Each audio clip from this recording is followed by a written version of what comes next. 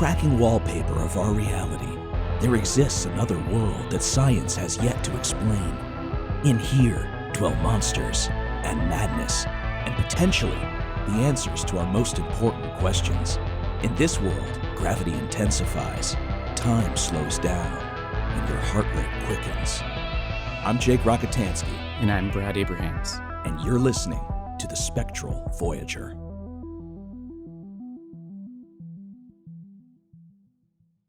Ghosts, spirits, wraiths.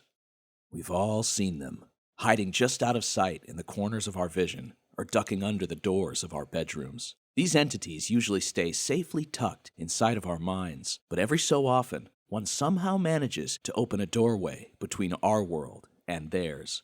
Like most paranormal phenomena, there is a concerted effort by both amateur and professional photographers alike to capture these entities on camera, dating all the way back to the 1800s. In our premiere episode, we'll be exploring the curious case of William Mumler, the first person to ever capture a ghost on camera. After that, we'll hear from Brad, who had the pleasure of experiencing a haunting of his own. Let's get into it.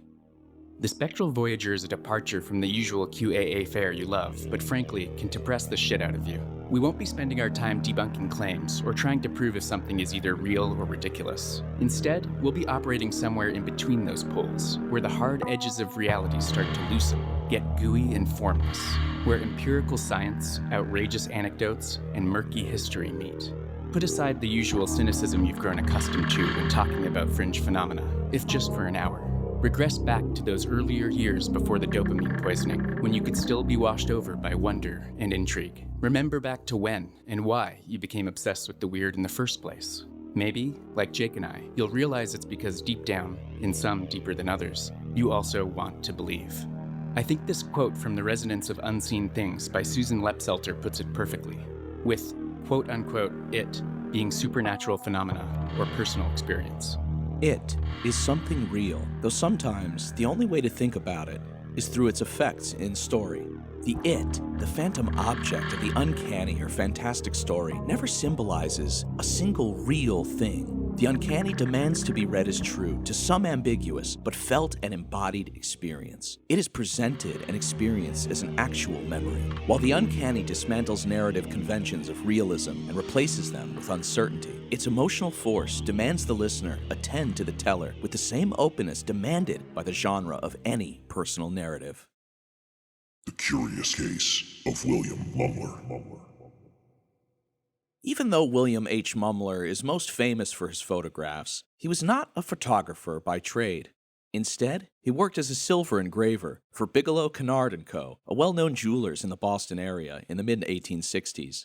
Mumler, a self-admitted tinkerer who had experimented with chemistry in the past, found himself fascinated by the art of photography and photo development, a relatively new technology. Having made the acquaintance of a young man who worked in a nearby photography studio, Mumler would often find himself going over there in his free time to play around with the equipment when it wasn't in use. The shop's owner, a Mrs. Stewart, produced a unique kind of keepsake jewelry where she would often weave the hair or clothing of a deceased or living loved one into intricate lockets and chains. The pieces would often be accompanied by a photo of the individual worth remembering, and Mrs. Stewart had become proficient enough at taking the photographs herself.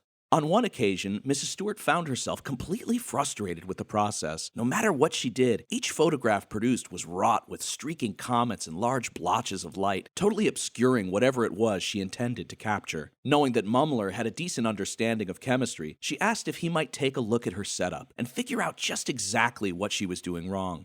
Mumler was delighted. He had been given free rein in a photo studio to do as he pleased. Now, there are a few different accounts of what exactly happened next. In one story, Mumler was experimenting with taking the lens cap off of the camera at the last second as he attempted to photograph an empty chair. But from his own account, Mumler claims he was trying to take what can only be described as the very first selfie, rigging the camera to flash on its own after he ran around it to sit in the chair. When he developed the photograph, something strange happened. Appearing over his shoulder in the picture was a misty outline of another person, a young girl. Mumler couldn't believe his eyes. The girl in the picture looked strikingly like Mumler's cousin, who had passed away some years prior. According to Krista Cloutier, the author of The Perfect Medium, Photography and the Occult, Mumler knew right away that this was a mistake, the result of not having cleaned the camera's plate properly after the last sitting. The striking image of his dead cousin was merely a similar-looking girl who had recently been photographed by Mrs. Stewart. But that's no fun.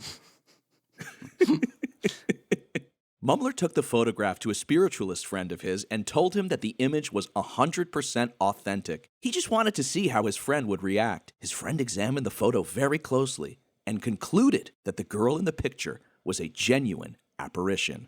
Mumler's photo was published in numerous esoteric newspapers like Banner of Light and the Herald of Progress. Here's an article from October of 1862. We have been placed in possession of an account of events transpiring in Boston, which give promise of opening to the world a new and satisfactory phase of spiritual manifestations. The facts, as narrated by Dr. H.F. Gardner of Boston, are as follows. Mr. W.H. Mumler, an amateur photographer and practical chemist of Boston, was engaged on Sunday, October the 5th, at the photograph gallery of Mrs. Stewart at number 258 Washington Street, in adjusting the chemicals, which had become disarranged. Having prepared a plate and placed a chair near the focus of the camera by which to adjust it, he proceeded to take his own photograph, card size, by quickly jumping into position and standing still the required time.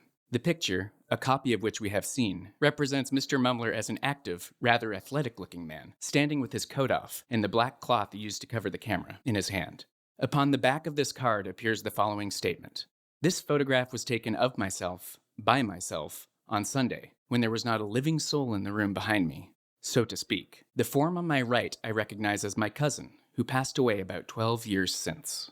So, I don't think we can accurately say that this was the first selfie, but it's gotta be pretty close. Yeah, I do remember seeing an image floating around of the first selfie. I don't think it was this one, but I don't know if the timing lines up. There was no ghost in it? There was no ghost. Okay, so, probably not. 1839, I see, was the first selfie. Okay. All right. So that's a couple decades before this. Yeah.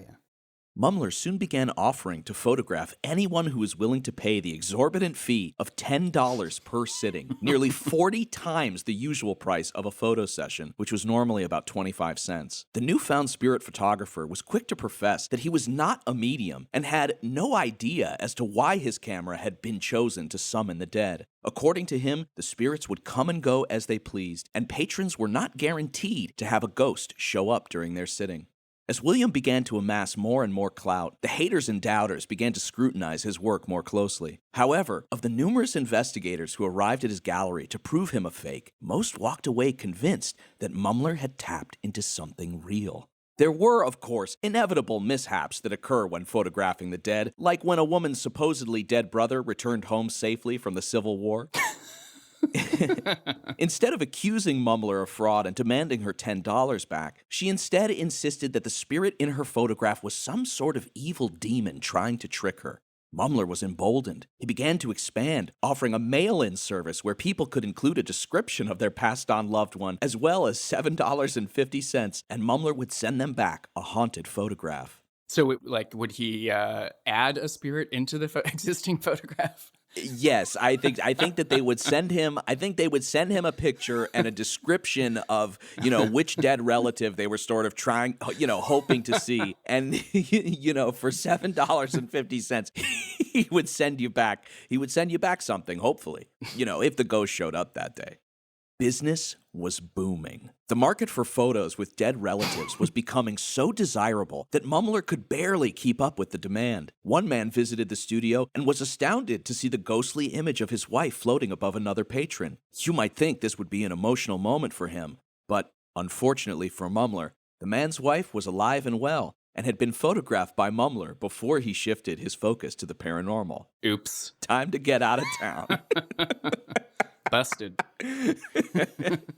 Mumler moved his operation from Boston to New York, but a new city brought with it new skeptics. In his biography, he writes of the move, "Feeling the force at this time of the old adage, 'A prophet is not without honor save in his own country,' I determined to move to New York. I arrived in that city with my family, having scarcely money enough to sustain ourselves for a week, and began to look around for business. But I found that my reputation as an alleged trickster had preceded me, and it was with difficulty I could obtain the use of a gallery." Soon, Mumler found himself under investigation by a journalist named P.V. Hickey. It's a very 1860s, Yes. New York name. Oh, the names in this are just fantastic.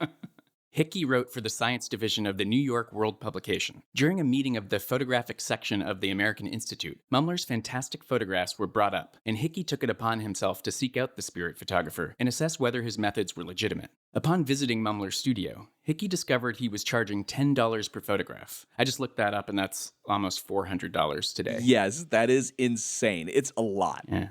As if this wasn't bad enough, a young man working as an assistant claimed that the art was so valuable, Mumler could probably charge $1,000 per picture. That was enough to set off Hickey's bullshit detector, and he immediately went to the mayor of New York and filed a complaint. Here is his sworn affidavit from March of 1869. I gotta say, it was so cool reading all of the newspaper articles from this time. I had an absolute blast just pouring through old reporters' notebooks and, scans of all of the newspaper articles while going through it. And it's so interesting because at this time, this was the entertainment. I mean, this was, what we have today as a reality show. Right, yeah. And so it was just, there's so much source material because it was covered, internationally. All right, so here's Mr. Hickey's affidavit. P.V. Hickey, residing in said city, county, and state, to wit, at number 166 Hudson Street in said city, being duly sworn, deposes and says that he is connected with the editorial department of The World, a daily paper published in said city, that it is a part of his duty to procure scientific news for said journal, that in performance of that duty, he attended the meeting held in the month of March, 1869, the meeting of the photographic section of the American Institute at the Cooper Union Building, that at said meeting, photographic pictures were exhibited having thereon an image which was said to be of a living person and an indistinct or shadowy outline of a person in the background, that the cards exhibited were stated to be specimens of cards taken by a person named Mumler and doing business as a photographer at number 630 Broadway, and that at the time were said to be by said Mumler or his agents at said place likenesses of living persons undergoing the process of having their pictures taken, and that the shadowy face was that of some deceased relative or friend of the person so operated on, or in other cases, the resemblance of some distinguished historic or other personage, and that said Mumler or his agents represented such cards to be produced by supernatural causes. Or, in other words, that the shadowy face was the likeness of the spirits present at the time of taking such likenesses. Deponent was furnished with a business card of said Mumler, of which the following is a copy. W.M. H. Mumler, Spirit Photographic Medium, number 630, Broadway, New York. Very catty. Yeah. Sounds like he's jealous. The mayor of New York read the complaint, and within days sent his marshal, Joseph Tucker, to Mumler's studio to conduct an investigation of his own. Upon its conclusion, William H. Mumler was arrested and brought to the Tombs Courthouse in New York under felony charges of fraud and trickery. The trial garnered international interest, with the story appearing in dozens of newspapers across the world. With the social religious movement of spiritualism surging to popularity in the mid-1800s, people had become very interested in how the judicial system would fare for Mumler. After all, if he wasn't convicted of fraud, one could argue that the photographs must be real. Justice Dowling presided over the case, Eldridge T. Gary represented the people, and a John D. Townsend Esquire represented the defendant. The first witness called by the prosecution was Joseph Tucker, the marshal who had been sent at the mayor's behest down to Mumler's studio. Fortunately for us, and with the help of QAA's resident attorney, Ali Metzi, we were able to obtain photo scans of a notebook from 1869 from a journalist who tracked the entire trial as it was reported in the press. So here is a portion of Marshal Joseph Tucker's testimony. What is your name? Joseph H. Tucker. Have you any other name? No. Is your name Bowditch? No. Do you go by any other name? Not often. What is your real name? Joseph H. Tucker. Do you go by the name of Bowditch? Sometimes. Is that your real name? No. Now, what made you visit Mr. Mumler's gallery? I was directed to do so by the mayor of New York. For what purpose? It was on account of a complaint laid before the mayor with regard to certain swindling operations on Broadway.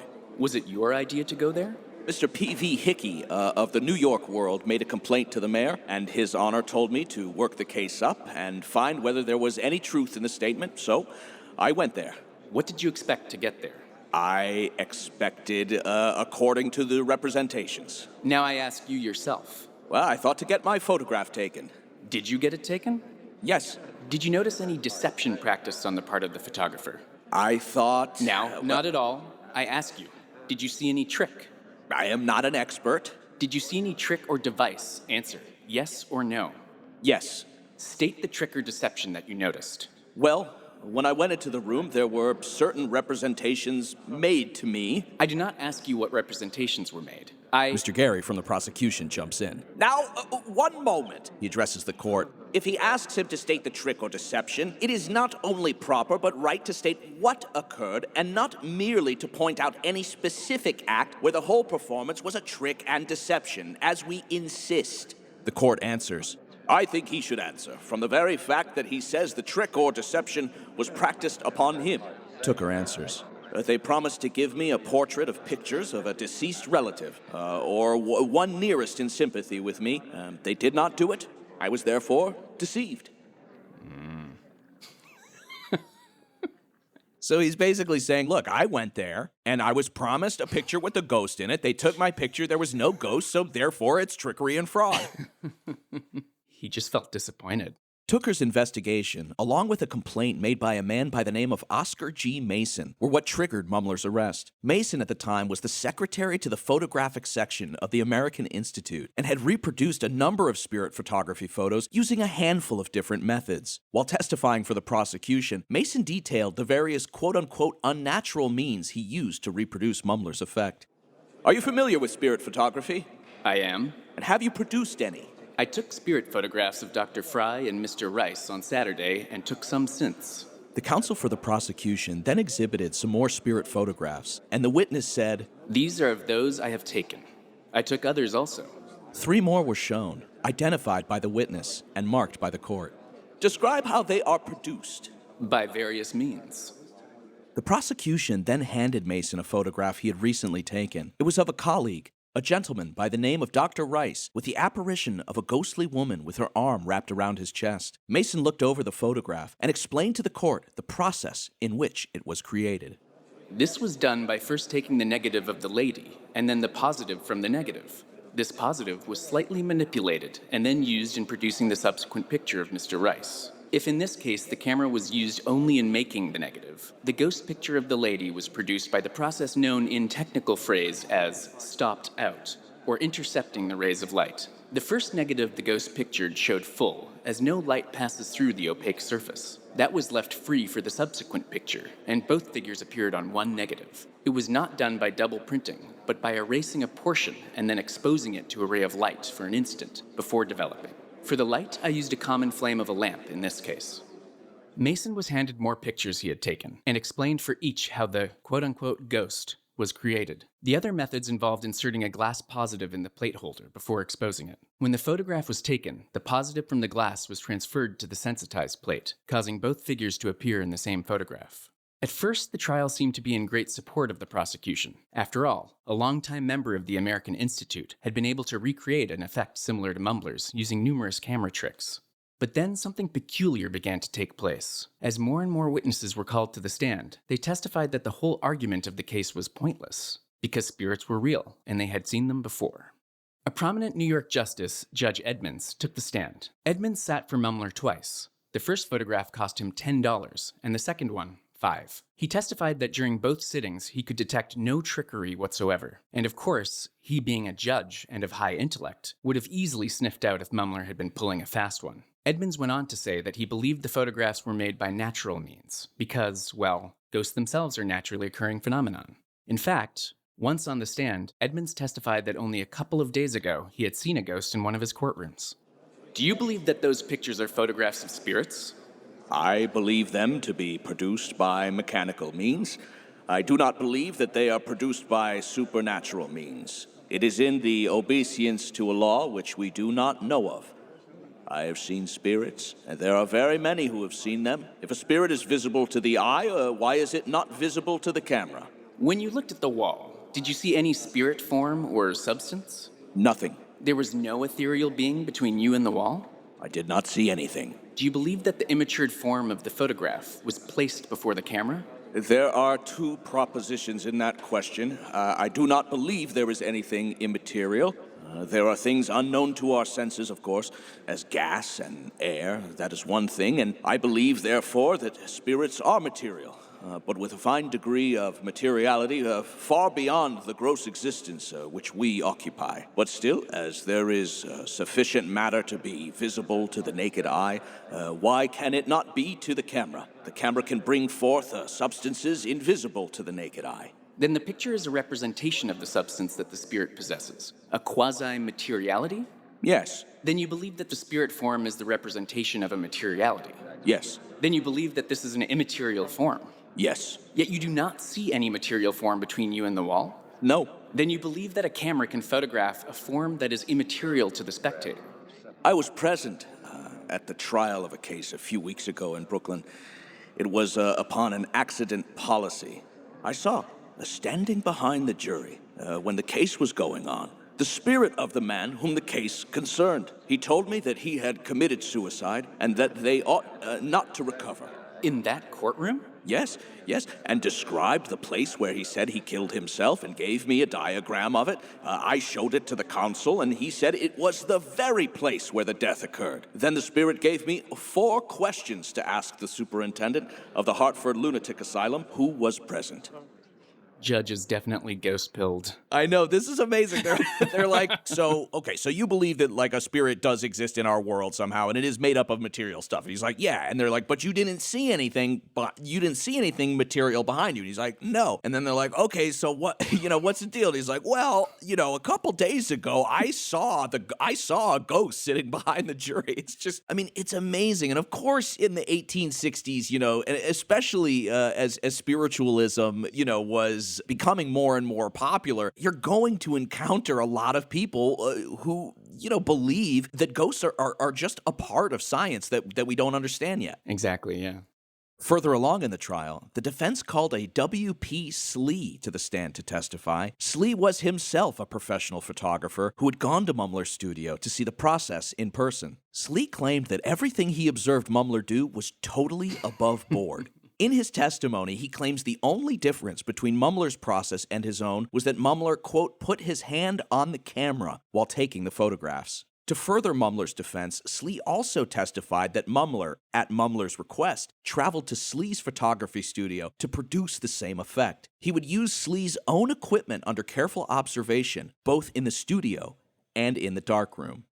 So the attorney questioning Slee is a gentleman by the name of Mr. Day. So I'll play Mr. Day, and you can play W.P. Slee, who sounds like he is right out of a Peter Pan. Yeah, IP Freely, is that?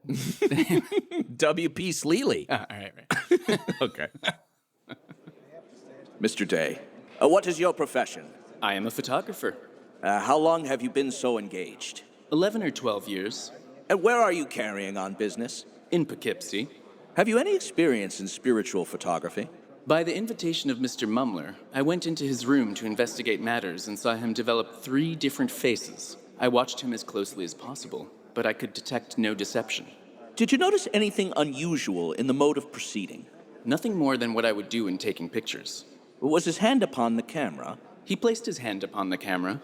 And that was the only difference? Yes. Is that all? Mr. Mumler afterwards visited my gallery. At your request? Well, when in Mumler's gallery. Mr. Gary objects. We don't want to know what took place there, but what took place in Poughkeepsie. The judge answers, you can tell what was done in Poughkeepsie. The investigation here is with reference to what took place in Mumler's, any other gallery. Mr. Day pipes in, we want to show that he took pictures too, in his office. Well, his office is not the subject of inquiry, but I have no objection to allow the question if the real truth can be got at. Mr. Gary, the only reason was to circumscribe the evidence within some legitimate bounds. If the purpose is to show that they in Poughkeepsie have been defrauded too, of course, it is for the attorney there to take the matter up. Well, if the examination goes beyond that, I will check him. Mr. Day, back to the witness. Well, go on. Well, Mr. Mumler came there and used my apparatus from beginning to end and produced the same effects. He was thoroughly watched, and the only difference was his placing his hand upon the camera, and the same effects were produced. That is all. Things got a little cagey during the testimony when Mr. Gary from the prosecution began to ask Slee if he himself believed in spirits. Despite the defense objecting, Justice Dowling allowed the case to continue. Are you a believer in the existence of spirits? I object to that. It is a question of credibility. You might as well ask him if he was a Jew. He may decline to reply if the answer tends to incriminate or degrade him. The court. I think I will allow it.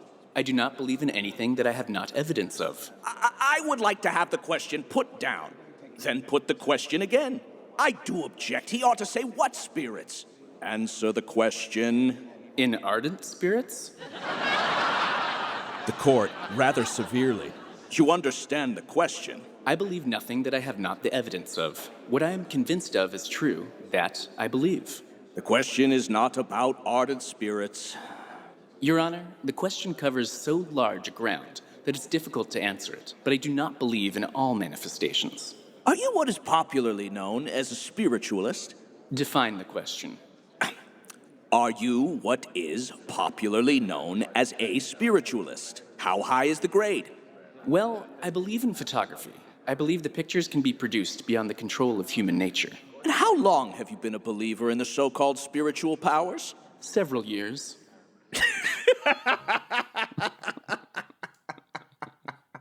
Oh my God, that's so good. He's like, do you believe? He's like, do you believe in ghosts? He's like, what kind of ghosts? What do you mean? And he's like, I only believe, in what I know to be true. I mean, hey, what's wrong with that? And he's like, and how long have you believed in ghosts? And he's like, several years. Is an ardent spirit like something like absinthe? I think so, yeah. That's why the audience, exploded into laughter. This was a great moment for them. But perhaps, maybe the biggest headline of the trial was that New York's own P.T. Barnum, the founder of Barnum and Bailey's Circus, destroyer of humbugs, came to testify against Mumler. Jake, what is a humbug? Okay, so this is something that I just learned recently on the last episode of Jake's Takes, where our very own Travis View brought in a section from, I believe it was a book written by P.T. Barnum called Humbugs of the World. And a humbug is essentially a fraud, a trickster. It's a funny, I think it's a sort of slang or catchy term that was very popular at the time, because you'll see in the testimony, anytime that P.T. Barnum says the word humbug or fraud, the audience just explodes in laughter. They love the idea. They're so tickled by the idea that somebody could be exposed as a fraud. Yeah, they love that.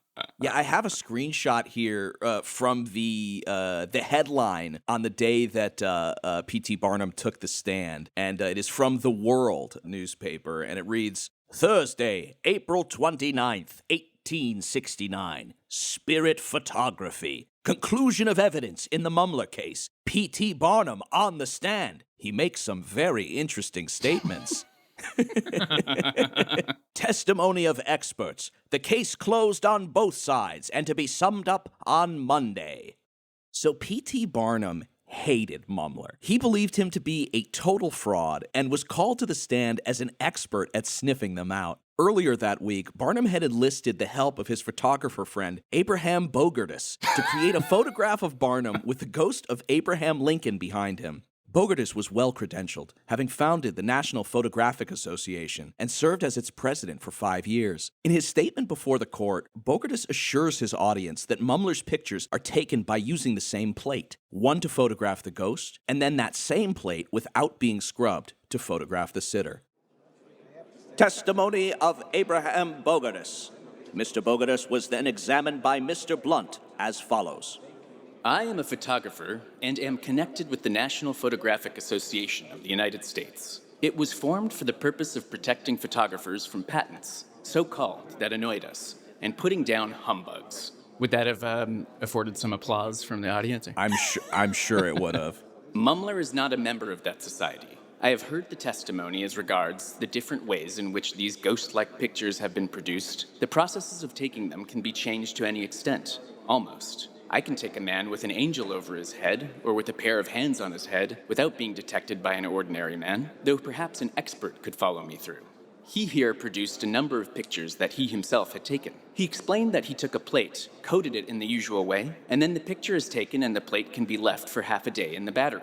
By and by, the sitter comes in and an impression is taken. He is then requested to go to the darkroom, and by a proper manipulation of the plate, lo, the ghost is there. Exhibit number 20, shown to me, is a lady standing behind the sitter, with her hand in his hair. It can be made just as well with her arm around him. The same kind of pictures can be taken from a live ghost, that is, from a person dressed up to represent one, and I believe that many of Mumler's pictures are taken this way. They can be preserved for a great length of time, and can be introduced into the picture of the sitter without any trouble. These are too good. I can take them less distinct, though I suppose I have not been a medium for long enough to take them as poor as those others. The pictures can be made less distinct by taking them out of focus. That will produce an indistinct picture, which will answer for your grandmother, or for mine, if you like. In such photographs as these, I defy a man to tell whether the nose of that lady is a Roman, a Grecian, or a pug. How about the recognition? That depends upon the quality of imagination of the sitter. This is the first time in the trial where the imagination of the sitter is called into play. It brings into question the will of the person of being photographed to believe. This will come into play later. And then, P.T. Barnum takes the stand, a natural showman. It was widely reported that Barnum had the courtroom crowd roaring with laughter. Everyone likes to see a humbug stripped of his mystique and exposed as a fraud. Many considered Barnum's testimony to be the nail in the coffin for Mumler's defense. And fortunately for us, we have the entire transcript. In the beginning of Barnum's testimony, both prosecutor Gary and defense attorney Day go back and forth about whether there was evidence for a correspondence between Barnum and Mumler. Barnum claims that he did have communication with Mumler. He wanted to purchase one of Mumler's photographs that contained the ghost of Napoleon Bonaparte for his book, Humbugs of the World. So is Napoleon a humbug? Well, no, he wanted to use, so I guess Mumler had taken a picture in which Napoleon Bonaparte, appeared as a spirit, and Barnum was like, hey, can I buy your most ridiculous picture to put in my book about, like, what frauds are? I'm still sort of getting a handle on what a humbug is. It's clear the courtroom audience found this wildly entertaining, and it's noted in the archives that there was great laughter anytime Barnum mentions the word fraud or humbug. Eventually, the prosecution begins to question Barnum about how he had reproduced Mumler's effect in the photo taken by Abraham Bogartis. Did you call at Bogartis' gallery yesterday? Yes. Do you believe in spooks? Yes, I do. I saw many when I was a boy. It is only necessary to believe in them to see them. Will you be kind enough to state what took place at the gallery? I went in to ask him if he could take a spirit photograph, as I would like to have my likeness taken with a spirit in the background. But I told him that I did not want to have any humbugging in the matter. He said he could do it. I told him I wished to examine the things. He gave me liberty to do so, and so I investigated about the plate glass, went into the dark rooms, and saw the process of pouring over the first liquid. After it was placed in the nitrate of silver bath, then it was put in the camera. There was a little break upon the glass so that I could distinguish it all the time. Went through the operation, had my shadow taken, and that of the departed Abraham Lincoln came also upon the glass. Is that it? He shows Barnum the picture. Yes, that's the critter. Now, when did you see the ghost-like photograph? As soon as I came into the dark room. Did you detect the mode in which it had been done? No. Were you conscious of a spiritual presence? I did not feel anything of that sort. When cross-examined by Mr. Townsend, he says, "How long have you been in the humbug business?" I was never in it. I never took money from a man without giving him the worth for it 4 times over. These pictures that I exhibited, I did so as a humbug and not as a reality. Not like this man who takes $10 from people. He's so petty, I love it. The defense then calls into question Mr. Barnum's own attractions, the woolly horse and the mermaid. Barnum claims that he merely presented these curiosities as they were presented to him. The bill of sale from the owner states that these specimens were labeled as such, and Mr. Barnum sought no reason to claim otherwise. He goes on to say that many of the curiosities he charged the public to view were not in fact his, that he had merely hired them and wasn't in a position to investigate their validity. All these humbugs that you have taken money for, did you tell the people at the time that they were humbugs? I never showed anything that did not give the people their money's worth 4 times over. Take the woolly horse. That was a remarkable curiosity and a reality, without the slightest preparation or disguise or humbug or deception about it in the world. It was exhibited as a curiosity at 50 cents a head in Pittsburgh and Cincinnati, and there I bought it. Was it what you represented it to be? It was a peculiar kind of creature, but I say that it was what I represented it to be. Was it actually a woolly horse? It was actually a woolly horse. Was it not a horse woollied over? Not the slightest, and I am very happy to enlighten the public upon that point. The horse was born just as he was, and there was no deception about him in the world. There was nothing artificial about it, and I was happy to get it to draw the people, but there was no deception about it, I take my oath. The mermaid, sir. The mermaid, at the time it was exhibited, was represented to be as I represented it, and I have not seen anything to the contrary. Did you find it subsequently to be otherwise? I never did. Did you represent it as you bought it? I represented it as I bought it, and I found it as I bought it. I've grown older since, and there was something which made me doubt it, but at the time... You never presented it to the public in any way other than it was. I had no reason from an examination of the animal to doubt what it was represented to me at the time. I never owned it, I hired it. Do you wish to state that the mermaid was precisely the same as you intended the public to believe it? Mr. Gary objects. I submit that question. The judge interrupts him. You can ask him what he presented it for. I will ask you generally one question. Have you, as a public entertainer, presented to the mass anything which you knew to be untrue and took money for it? Have you falsified the facts and taken money for it? Well, I think I have given it a little drapery sometimes, founded on fact, which was not checked for some moments. Talk about an unreliable narrator. But everybody loves it. It's like when Yeah. P.T. Barnum is kind of like, nod, nod, wink, wink, like, well, yeah, hey, look, the bill of sale said it was a mermaid and not, a monkey stitched to a fish. Hey, like, who am I? I'm no expert. I merely put it on exhibit. With all of the witness testimony concluded, William Mumler took the stand to read his final statement. In 1861, in the city of Boston, while engaged in business as an engraver, I was in the habit of visiting a young man who was employed in a photographic gallery kept by a Mrs. Stewart on Washington Street. Occasionally, I would experiment with the instruments and chemicals. One Sunday, while entirely alone in the gallery, I attempted to get a picture of myself. And then it was that I first discovered, while devolving it, that a second form appeared on the plate. At this time, I had never heard of spirit pictures, although I had been somewhat interested in the doctrine of spiritualism. At first, I labored under what is now the general impression that the plate upon which the picture was taken could not have been clean, and that the form which showed itself beside my own must have been left on the glass. And so I stated to my employer and others. Subsequent attempts, however, made under circumstances which preclude such a possibility, have confirmed me in the belief that the power by which these forms are produced is beyond human control, and the experts that have been called by the prosecutor have failed to produce a picture made in that manner. After getting the form on the plate, at the suggestion of several friends to whom I showed the plate, I made other attempts, and generally with most remarkable results. I then determined to leave my own business and devote myself to photography. I positively assert that in the taking of these pictures on which these forms appear, I have never used any tricks or device or availed myself of any deception or fraud in producing them. That these forms have appeared in each and every instance when they have been presented without any effort, except my willpower to produce them. Perhaps the most interesting thing about the case as a whole is not the testimony or even the photographs themselves, but instead, its outcome.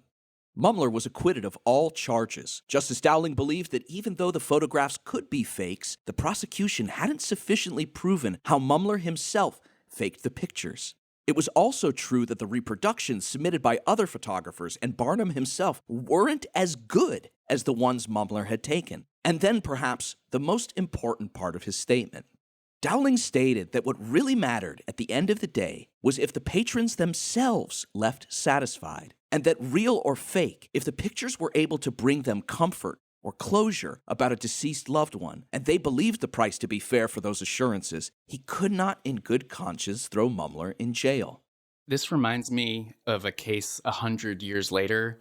of this man named Ted Sirios, who was a bellhop and a raging alcoholic, and claimed that he could take photos with his mind and he could just sort of direct thought energy onto a like Polaroid film plate. Whoa. And the photographs were like incredibly sort of ghostly and ethereal, and they captured the attention of this pretty well-renowned psychologist at the time. I think his name was Jules Eisenbud, who spent like years with Sirius trying to experiment with him and prove that these were real, that this man could really take photos with his mind. You can see I put some photos in, Jake. Yeah, they're really creepy. Yeah, he's shirtless and he's sort of throwing his thoughts at the camera. And then there's a couple photos of what was generated with his mind, with these kind of like ghostly buildings. I sometimes make a similar face if I'm sitting on my couch and I've got a can of Coca-Cola or something on the coffee table, and I'm really sort of sunk into the groove.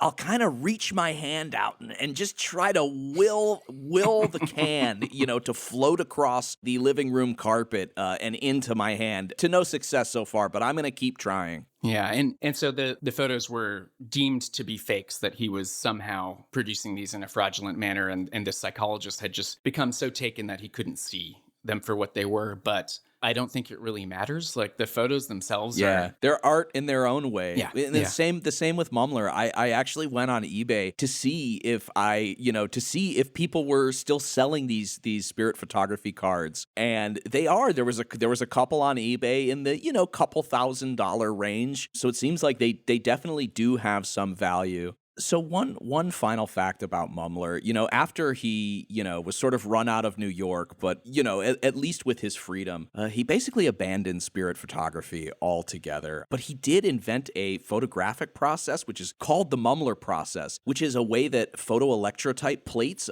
could be reproduced and printed more easily. So he actually ended up doing something that sort of advanced the technology of photography development and picture taking, which is cool. But he did take one final spirit photograph before he died. And that was a picture of Mary Todd Lincoln. And of course, when the photo was developed, you can guess who is standing behind her. None other Napoleon? than the great Napoleon Bonaparte.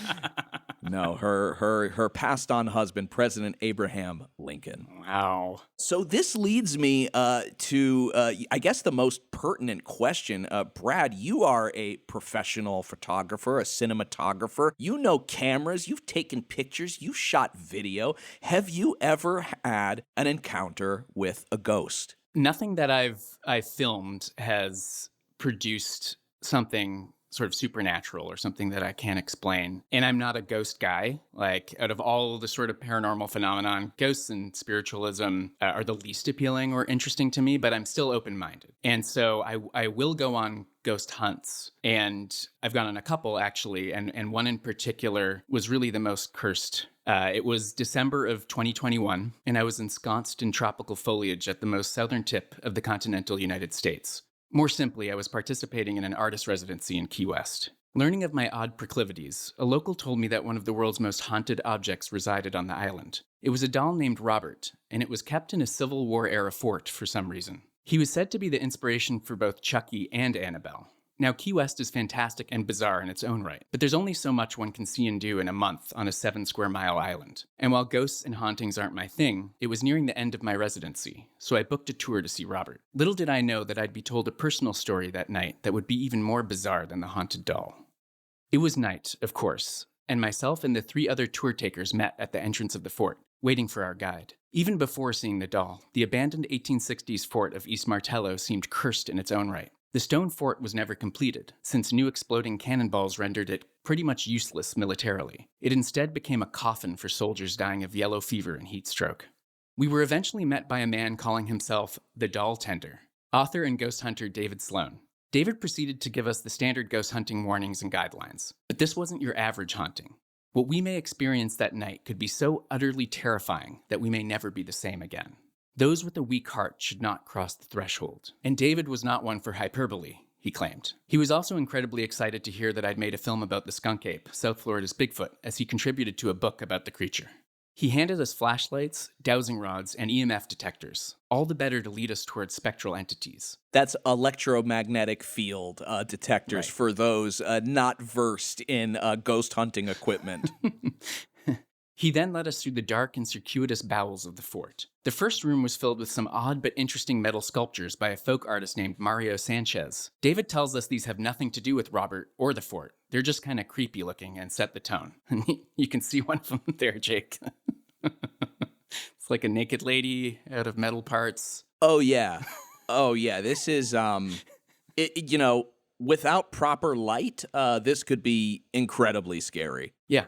This is a woman made out of like what looks like the siding of old gasoline cans. She's got these almost like peacock-like rods protruding from her neck, as if it's this, sort of evil. I mean, she looks like Lilith from Diablo 4 in Minecraft.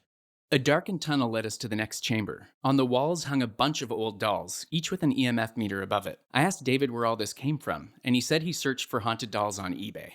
As he speaks, we see and hear periodic flashes and beats from the EMF meters, a sign that a spirit is passing through the various dolls. He then asks for the bravest among the four of us to brandish our dowsing rod and slowly walk down a pitch-black corridor, while asking the spirits to show themselves. Not afraid of no ghost, I'm the first to go. As I penetrated further into the darkness, I hear a faint static distortion and disembodied voices. A hazy object begins to materialize at the end of the corridor. Is that a cross? I start to get just a little spooked before realizing the sounds are coming from a radio he's put on a ledge, and the cross was something that he'd fastened to the wall. I did appreciate his vibes curation. And there's some of the dolls that he had put on the wall there. Yeah, the dolls are really scary looking. I'm not going to lie. These are super creepy. Even the cabinet that he's got them in is very creepy and old looking. We're taken into a large room where finally Robert is revealed. He's enclosed in a plexiglass case, sitting in a wooden chair. He's nearly 3 feet tall, wearing a sailor's uniform and cradling a stuffed dog. Upon closer inspection, there are pockmarks all over his felted face, where chunks of stuffing had been eaten away by termites. What do you think of his mug there?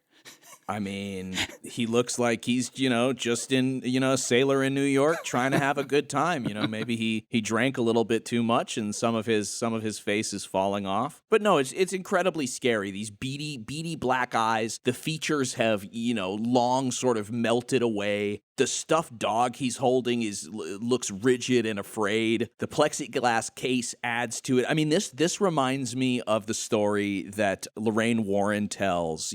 She is of the famous demonology duo Ed and Lorraine Warren, of which the Conjuring films are sort of based on. And they have a haunted museum. And she tells this story of this guy who came to visit the haunted museum on one of their tours. And, he's basically kind of being a dick. He's tapping on the Annabelle glass and he's going, you're just a doll. You can't hurt me. And, just sort of being generally obnoxious. And she claimed that when he left on his motorcycle, he got into a horrible car accident on the way back from the haunted museum and died that day. So look, plexiglass, it's not always gonna protect you. That's all I'm saying. So Brad, you might have this doll, just leering over your shoulder for eternity, and you would never know it. We learn he was originally a Viennese clown doll from the early 1900s, which sounds and looks even creepier. I have a photo of him in his original outfit here, which is way worse. Yeah, these are super creepy, yeah. His outfit was changed when he was gifted to Robert Eugene Otto as a little boy. The sailor suit was something the real Robert would often wear. Robert Eugene was an artist and eccentric from a prominent Key West family. He was obsessed with the doll, spending all of his free hours with it, having long, involved conversations in the privacy of his room. Whenever he misbehaved or anything went awry at home, the boy would always have the same response. Robert did it. Robert did it. After some decades of absence away from Key West, the real Robert eventually returned to the family home as a newlywed with his wife. She was understandably creeped out by her husband's childhood doll and suggested he keep it hidden away in the attic. But eventually the doll grew angry, and real Robert told her it was demanding a room with a view.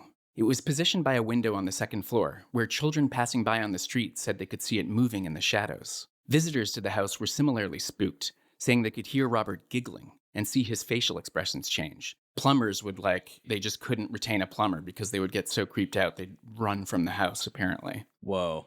Real Robert's behavior started to grow erratic and abusive, especially towards his wife. His outbursts were always followed by him claiming, It was Robert. Robert did it. Years later, Robert Eugene was bedridden with a prolonged illness. He wasted away until his death in that second-floor room, with his doll by his side. The house was sold to a woman named Myrtle, who became Robert's new caretaker for the next 20 years. She said he would move about the house on his own, but that these supernatural tendencies were relatively harmless. That is until one day, Robert pushed her into a room and held the door shut, keeping her from leaving. After what seemed like hours of pleading, the door opened. Robert was sitting perched where he'd always been. Fed up, she packed him up for good, and for some reason, dropped him off at the East Martello Fort, where he has since resided.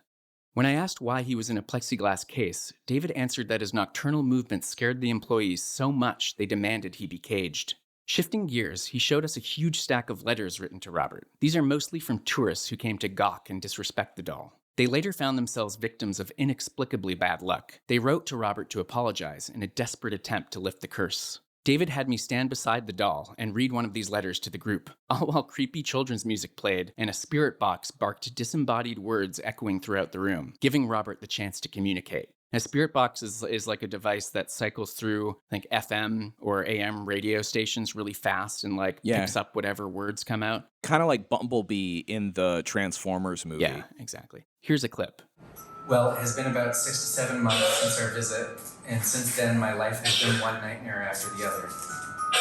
Within a couple of weeks of returning home, it started with my kitten suddenly dying, my bank account being fraudulently used twice, losing a substantial amount of money, having my bird die, my son falling and fracturing his skull, the hotel we stayed at on vacation set on fire, I lost my job and now on the verge of being laid off from my new job, being forced out of my home, and my husband and I have separated.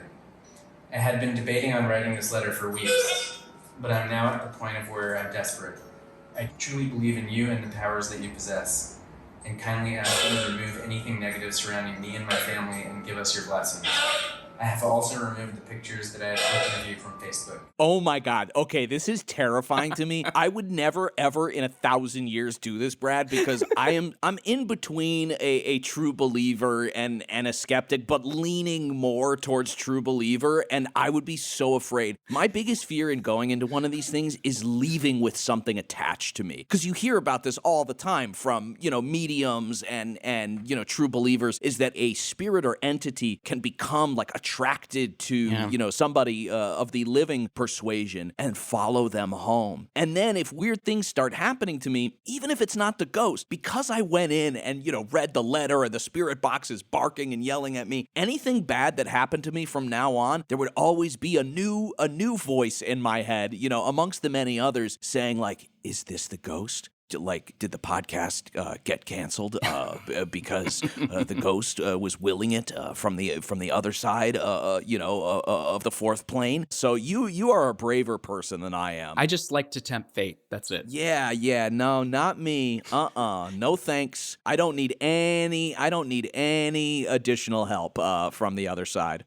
As the night drew to a close, David opened up to us about his own confounding experiences, which chilled me much more than anything he'd told us that night. You see, he'd been obsessed with the story of Robert for decades, so naturally, he wanted to share his knowledge with the world in the form of a book. But the more he wrote, the more his hard drives and computers would crash and fail him, forcing him to start from scratch. This was understandably maddening, but something else was adding to his unmooring. He began to hear a voice in his head. He said it was if there were two souls or spirits inhabiting his body, and the interloper was starting to wrest control from him. He was barely eating and couldn't sleep, no matter how many sedatives he took. He wasn't a religious man, but was desperate, so he tried sleeping in the courtyard of a nearby church. Things took a darker turn one night at home. He and his wife had just laid their heads down to attempt to sleep. The next moment, David awoke to his wife screaming. He was slumped in the corner of his bedroom, head in splitting pain. His wife said his body had been hovering 5 feet above the bed, almost at the ceiling, before being flung against the wall. At wit's end, he turned to that place most of us at a certain age go to in a crisis. He posted on Facebook. His plea for a shaman to excise the entity was quickly answered. Someone knew someone whose cousin was a Santeria priest. Santeria is an African diasporic religion born primarily out of Cuba. Anyone who's lived in South Florida has likely heard of or experienced it, usually in the form of an animal sacrifice in the streets or passing by a Botanica shop. After some negotiations, a family of 4 Santeria priests showed up to his home. Their initial assessment was grim. This was a mega haunting by way of spirit possession that was inside both David and his home. David assumed it was whatever entity also inhabited Robert. After an 8-hour cleansing ceremony, both David and the house were free, and he had his first good night's rest in months. The book was eventually released, and Dave still gives tours today. I couldn't help but think that this man we had just met was detailing his psychotic break, which frankly was far scarier to me than any of the Robert the Doll stories he told. But in keeping with the spirit of the Spectral Voyager, I won't be too quick to judge the source of his possession. The following day was my last in the Keys, and I made an unsettling realization. There was a house directly across the street from the studio I was staying at. For the month I was there, every day I left my front door, I noted how beautiful it was. It turns out, this was Robert Eugene's old home, and the window Robert the Doll used to peer out of had directly been facing my own. In that moment, on the periphery of my vision, I thought I saw something quickly move in the window. Then, I swore I heard something, if only as a whisper.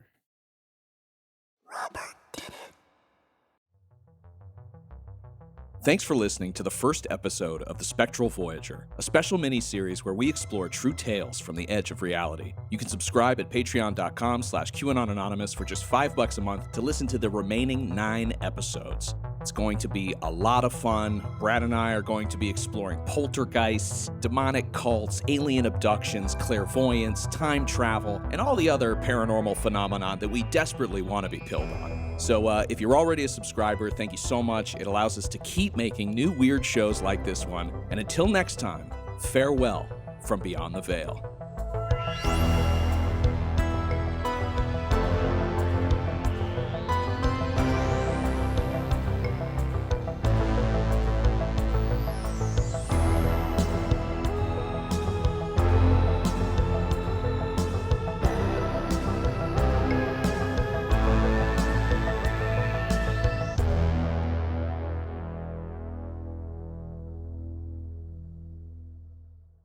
Yesterday, upon the stair, I met a man who wasn't there. He wasn't there again today. I wish he'd go away.